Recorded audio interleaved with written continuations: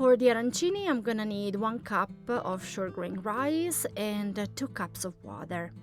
I'm gonna add 1 teaspoon of bouillon, and the original recipe calls for saffron. I was unable to find it, so as a substitute I use some bouillon.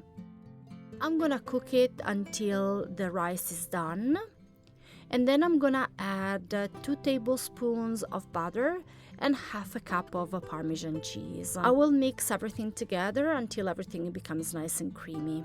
Now I need to let the rice cool down completely, so I am going to spread it on a baking sheet, and then I am going to cover it with plastic film and set it aside until it's completely cold. The rice is completely cold, so now I will portion it by creating regular square shapes. I start by cutting the midline first, then I divide the rice horizontally by making about 5-inch to 5-inch squares. This will give me an even arancino, and all the arancini, they're gonna be all the same size. It's time to shape the arancini.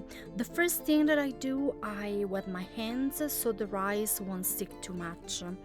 And then I flat the rice on my hands, and then I put the filling right in the middle. I close all the sides by making a ball, and then I give the typical pointy shape by squeezing the ball to one side. Now I'm gonna make the arancina, which is the round shape. The same exact process. I'm flattening the rice on my hand, and then I put the filling in the middle, and then here I'm just making a ball without giving any pointy shape. The reason why the arancini have 2 different shapes is because you can put 2 different fillings in it. Usually the arancina, it's the round one, and it's more used in the Palermo area, which the arancino, it's used more on the Catania area. It's time now to fry the arancini, so I'm gonna pass them first into the flour. Then I will put them in the milk. If you have eggs, you can use even an egg, that works fine too. And then as a last step, I am going to cover them with the breadcrumbs.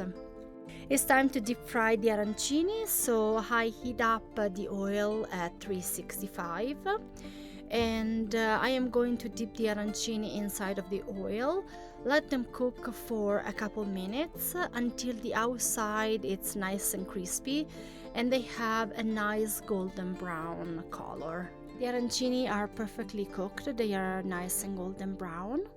And now I want to open up one in half so I can show you how they look inside.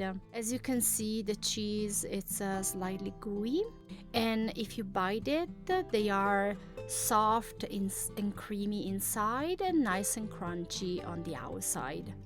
And this was my take on the arancini recipe, a Sicilian dish that it can be used as a single dish or as a snack.